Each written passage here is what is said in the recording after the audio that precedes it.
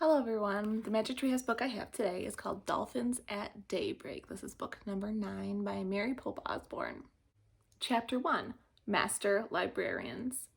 Jack stared out the kitchen window. The sun was not up yet, but the sky was growing lighter. Jack had been awake for a long time. He had been thinking about the dream he'd had, the dream about Morgan Le Fay. The treehouse is back, Morgan had said. I'm waiting. Jack wished the dreams were real. He missed Morgan's magic treehouse.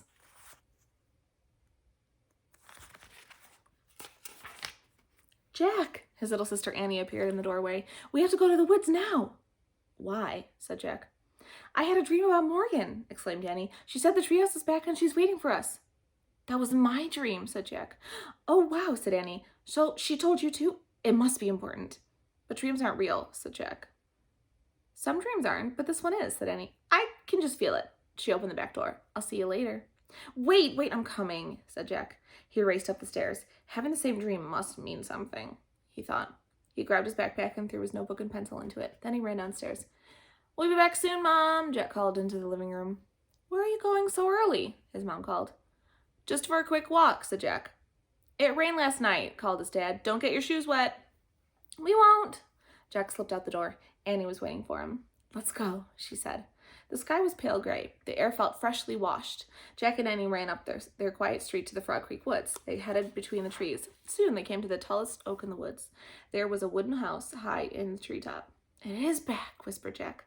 Someone looked out the window of the treehouse. A lovely old woman with long white hair, Morgan Le Fay. Come up, said the magic librarian. Jack and Annie climbed up the rope ladder and into the treehouse. In the dawn light, they stared at Morgan Le Fay. She looked beautiful in a red velvet robe. Jack pushed his glasses into place and he couldn't stop smiling. We both had dreams about you, said Annie. I know, said Morgan. You do? Yes, I sent them to you, said Morgan, because I need your help. What kind of help, said Jack.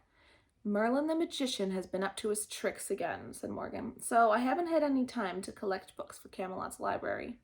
Can we collect them for you, said Annie. Yes, but in order to gather books through time, you must be master librarians, said Morgan. Oh, well, said Annie. But you can become master librarians, said Morgan, if you pass the test. Really? What kind of test? Asked Jack. You must show that you know how to do research, said Morgan, and show that you can find answers to hard questions. How? Said Annie. By solving 4 riddles, said Morgan. She reached into the folds of her robe and pulled out a rolled up paper. The first riddle is written in this ancient scroll, she said. This book will help you find the answer. She held out a book. On the cover were the words, Ocean's Guide.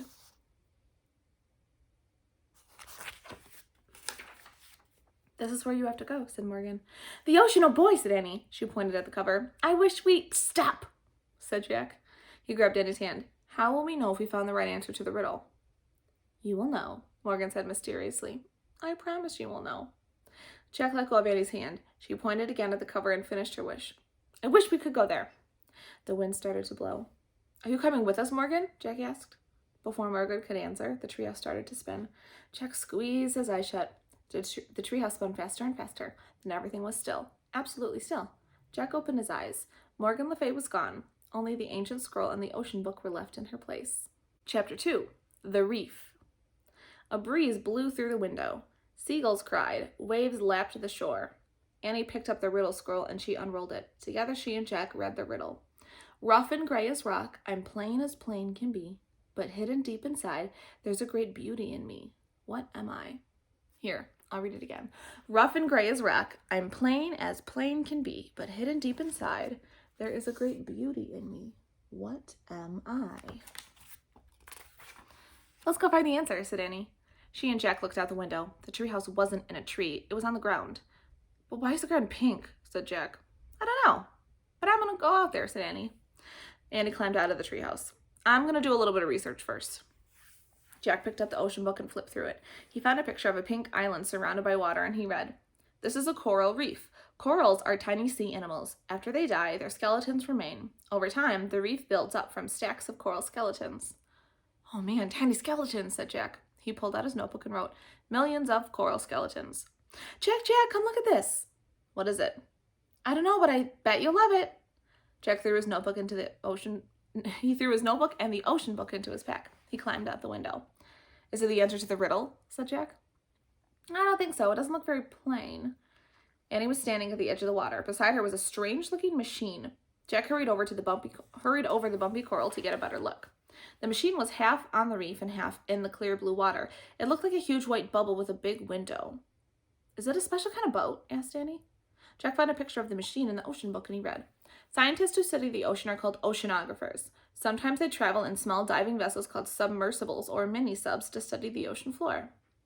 "It's a mini-sub," said Jack. He pulled out his notebook. "Let's get inside it," said Annie. "No," said Jack. Actually, he did want to see what the sub looked like inside, but he shook his head. "We can't. It's not ours." "Just a teeny peek. It might help us figure out the riddle," said Annie. Jack sighed. "Okay, but we have to be careful. Don't touch anything." "Don't worry. And take off your shoes so they won't get wet." He and Annie slipped off their shoes and socks and threw them toward the treehouse. Then they stepped carefully over the sharp coal. Annie turned the handle on the hatch of the mini-sub, and it opened. She and Jack climbed inside. The hatch slammed shut. The mini-sub was tiny. 2 seats faced the big window. In front of the seats was a computer built into a control panel. Annie sat down. Jack opened the ocean book and he read more about them on the mini-sub page. Mini-subs have strong hulls to keep air in and protect those on board from water pressure. Computers are used to guide the mini-sub through the ocean. "Oops," said Annie. "What's wrong?" Jack looked up. Annie was waving her hands in front of the computer. Now the screen showed a map. "What's going on?" "I just pressed a few keys," said Annie. "What?" "I said not to touch anything," said Jack. An air blower came on. The mini-sub jerked backwards. "Get out," said Jack. He and Annie scrambled for the hatch. Jack grabbed the handle, but they were too late. The mini-sub slid off the reef, then it dove silently down into the deep. Chapter 3. Mini-sub. "You've really done it now, Annie," said Jack. Sorry, but look out the window, look." "Forget it, we have to figure this out." Jack stared at the computer. He saw a row of pictures at the top of the screen. "What did you do?" "I just pressed the on button," said Annie. "The screen lit up and I pressed the starfish." "That must be the command to go underwater," said Jack. "Yeah, then the map came on," said Annie. Okay, the map shows the reef." "Look," said Jack, "there's a mini-sub on the map. It's moving away from the reef." "It's like a video game," said Annie. "I bet I know what to do." Annie pressed a key with an arrow pointing right. The mini-sub on the screen moved right. The real mini-sub turned to the right also. "Great," said Jack with relief. "You pressed the arrows to steer the mini-sub, so now we can go back." "Oh, but not right away," said Annie. "It's so beautiful down here." "We have to get back to the reef," said Jack. His eyes were still glued to the computer screen. "What if the owners find it gone?" "Look out the window," said Annie. "Just for one teeny second." Jack sighed. He pushed his glasses into place and he looked up. "Oh man," he said softly.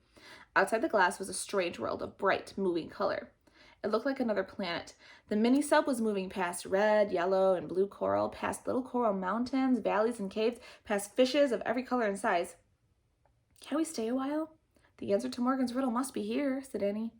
Jack nodded slowly. She might be right, he thought. Besides, when will they ever get to visit a place like this again?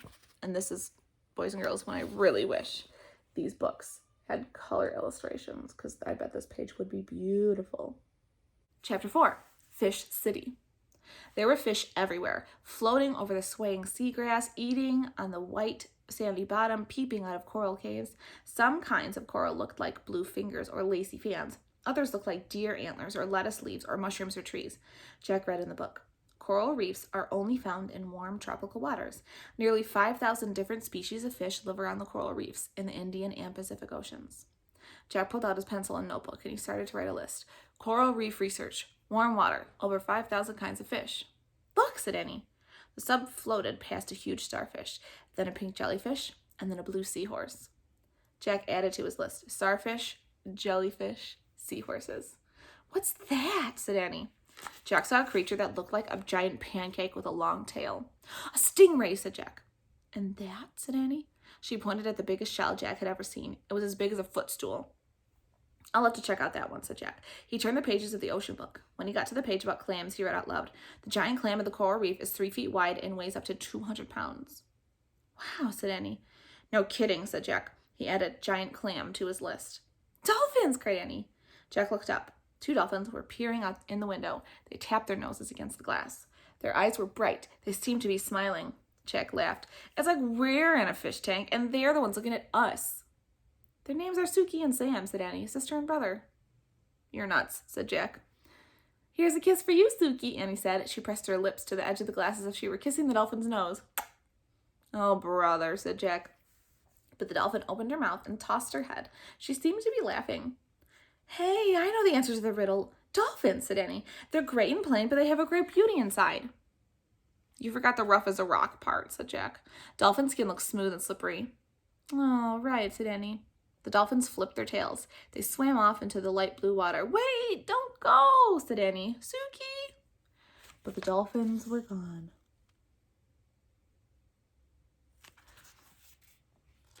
It's time for us to go too, Jack said.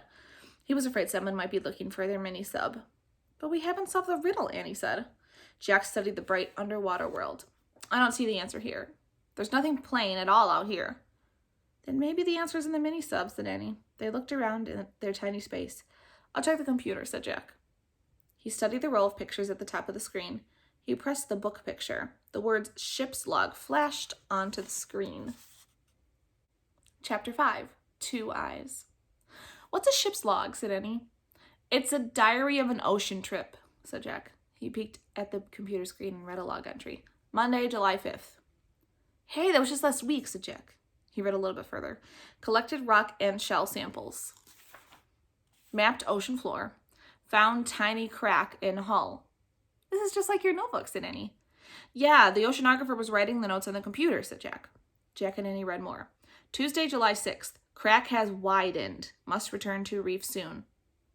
A crack where? Said Annie. I don't know, said Jack. He read more. Wednesday, July 7th. More tiny cracks. Cannot be fixed. Heading back to reef today. Uh-oh, this doesn't sound good, said Jack, and he read further. Tuesday, July 8th. Defective sub. Return to reef. Leave for helicopter to transport to junkyard. Defective means broken, right? Said Annie. Yeah, said Jack. So the sub was broken, right? Said Annie. Yeah, said Jack. And it was waiting to be taken away by a helicopter to a junkyard. Yikes, said Annie. Now we really have to get back. Let's try pressing the waves picture, said Annie. She pressed the waves picture on the computer screen. The mini sub began to rise slowly. Oh, good, said Jack. The sub went past a small coral mountain and went past schools of fish and waving plants. Oh, Annie gasped. Jack gasped too. 2 eyes were staring out from behind a giant sea plant. They looked human, except they were as big as golf balls. The sub moved right past the giant plant. Jack breathed a sigh of relief. What? Whew, said Annie. Don't ask, said Jack. They stared back at the plant. Just then, a long arm came out from behind it. Then another arm came out. Then another and another and another and another. Jack and Annie stared in horror at a giant octopus. It's coming after us, said Annie. Slowly, the octopus crept through the water. Its 8 arms reached for the mini sub. Chapter 6. Crack. The octopus hugged the mini sub. Each of its 8 arms had 2 rows of suckers. The suckers stuck to the window. The mini sub stopped. The octopus stared at Jack and Annie with huge, human-like eyes. I don't think it wants to hurt us, said Annie. It's just curious. I'm gonna research it, said Jack. His hands shook as he flipped through the pages of the ocean book. He found a picture of an octopus and read out loud. The octopus tends to be gentle, shy creatures. Sometimes, though, curiosity gets the best of it and it comes out of hiding. Aw, see, I told you he was shy, said Annie. She yelled to the octopus, Hi, I'm Annie. He's Jack. Oh, brother, said Jack. He read further. But the octopus has a huge strength.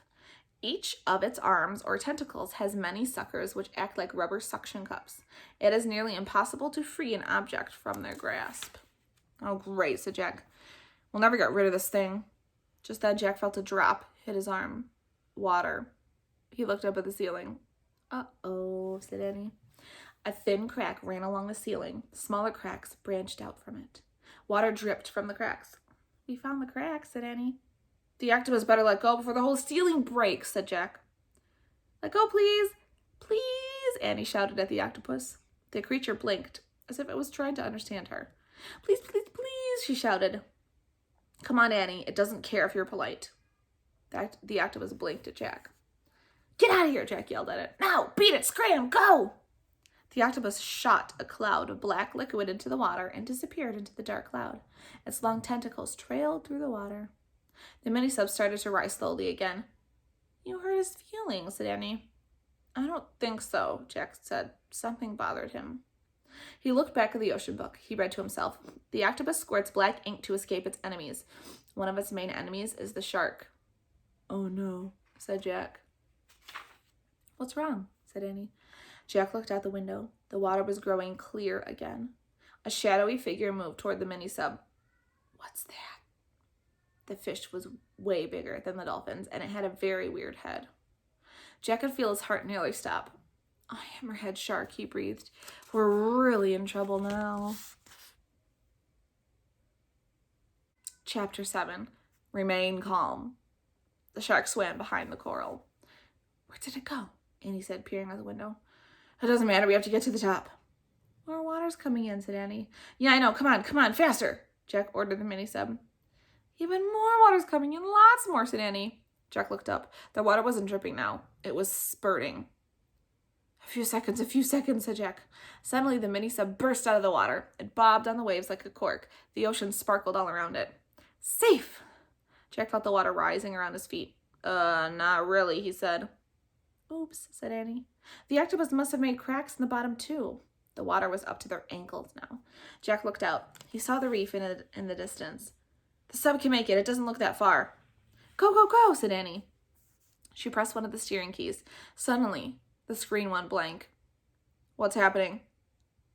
Annie pressed the key again. Then Jack pressed the other pictures. Nothing happened. It's dead, said Annie. Great, said Jack.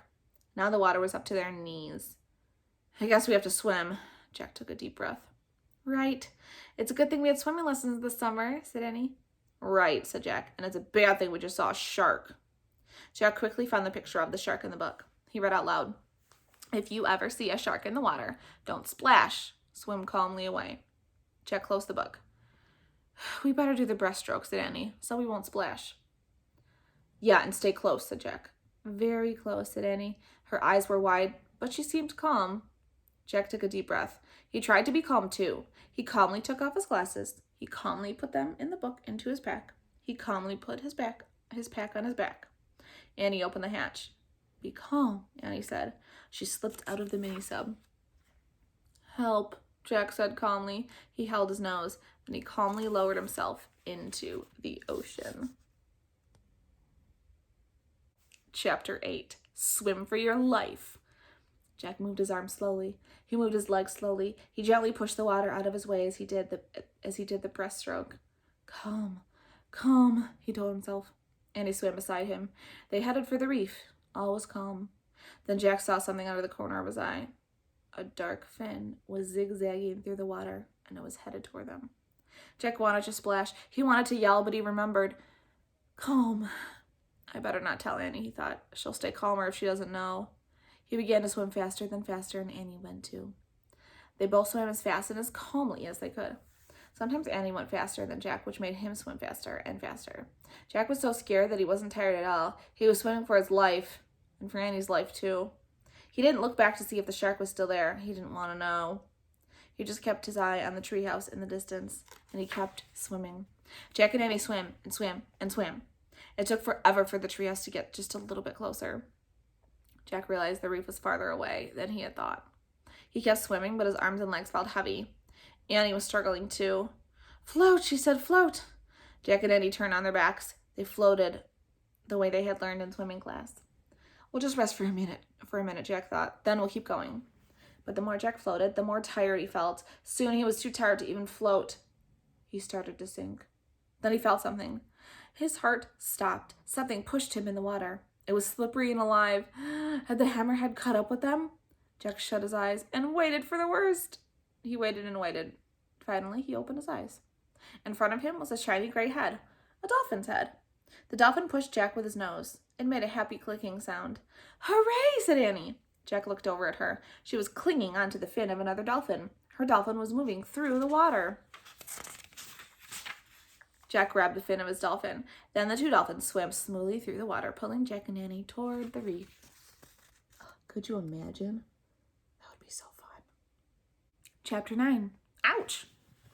The sun shone on the ocean. It sparkled like a diamond. Jack felt safe now. His dolphin was taking good care of him. The dolphins slowed down as they neared the reef. Jack lowered his feet. He felt the bumpy coral. He let go of the dolphin's fin and stood up in the water, and Annie stood too. Then she threw her arms around her dolphin and gave her a big hug. "Thank you, Suki," she cried, and she kissed the dolphin's nose. Suki tossed her head and clicked at Annie.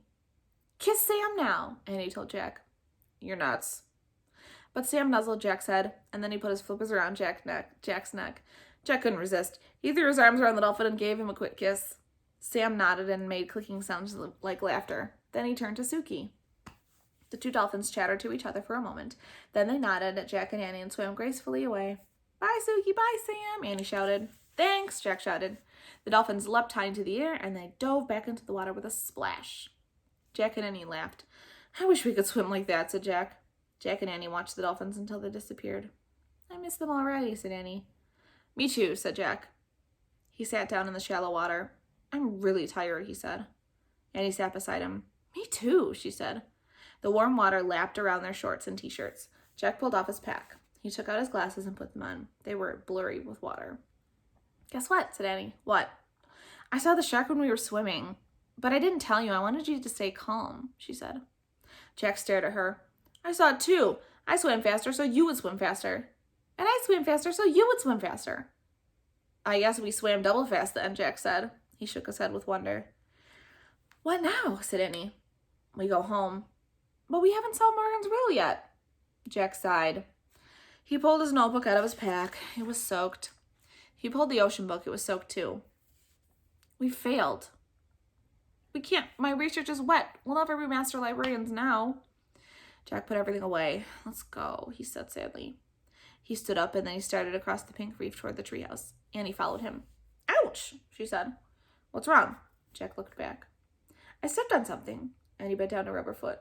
"What? A shell?" "Yeah, this." And he picked up a large gray shell. "Boys are rough and gray as a rock." "And plain as plain can be," said Jack. They had found the answer. The shell looked like a clam shell, only bigger and with more ridges. "How could this ugly shell be the answer to the riddle?" said Annie. "What about the part that says there's a giant beauty or a great beauty inside me?" "Wait, research," said Jack. He opened the soaked ocean book. The pages were stuck together, but he was able to turn a few. He found a picture of the gray shell, and he read, "Divers search for oysters deep in water. But sometimes oysters wash up on reefs or beaches. Inside some oysters you can find a pearl. The pearl's natural beauty makes it a treasure." "It must have a pearl inside it," said Jack. Annie peeked in the crack between the two halves of the shell. "I can't see anything. How does a pearl get in there anyway?" Jack read more. "Sometimes a grain of sand will get between the oyster shell and its skin. This irritates the oyster, so it makes a pearly material to surround the grain of sand. And this way, over a few years, a pearl is formed." "I can't tell if there's a pearl or if there's not," said Annie. "Maybe we should bang it against a rock," said Jack. "Now that would really irritate the oyster," said Annie. "Yeah. Maybe we should just leave it alone," said Annie. She gently put the oyster back in the water. "But how will we know if oyster is the right answer to the riddle?" said Jack. "Morgan said we'd know," said Annie. "Come on." Jack pushed his glasses into place. Then he and Annie picked up their shoes and socks. They climbed through the window of the treehouse. Morgan's scroll was lying on the floor. It was open. "Look," said Annie. She and Jack stared at the scroll. The riddle had faded away. In its place was one shimmering silver word. Oyster. "Morgan's magic," whispered Annie.